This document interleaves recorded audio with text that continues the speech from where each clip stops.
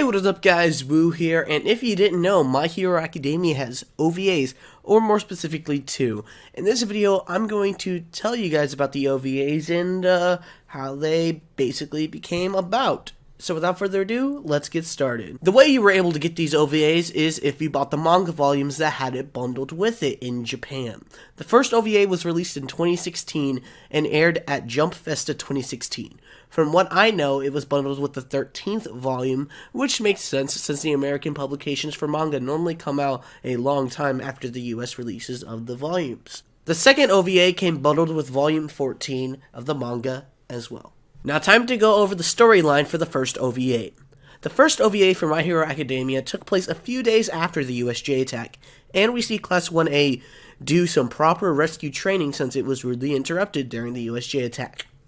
But during the training, they were attacked by a villain, the villain of the OVA. Now, I will not go into who the villain was or how it all ends because I personally really like this OVA because it has a lot of comedy and shows a dope Class 1A team-up that I just adore. The second OVA takes place right after the Stain arc, but just before the final exams arc, and also sort of adapts a bonus chapter or, quote, side story, as it's called, in the US release. It is in Volume 10 and is called Suyu's Ribbity Diary. And in the diary, she goes over her family and her best friend before UA High named Habuko Mongoose. I want to say is how you pronounce it.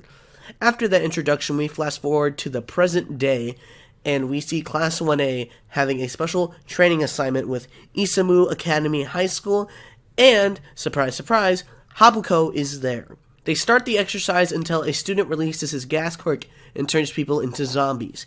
Now, all the unzombified students must figure out a way to survive.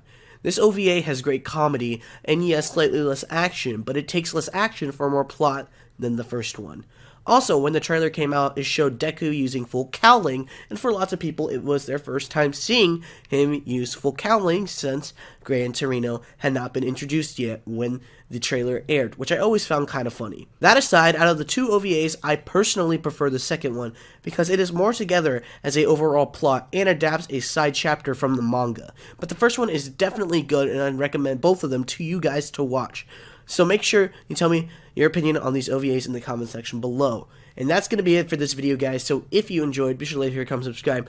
I try to do My Hero Academia videos at least 3 times a week. So be sure to sub if you want to watch more of that. And I'll see you guys next time. Peace out.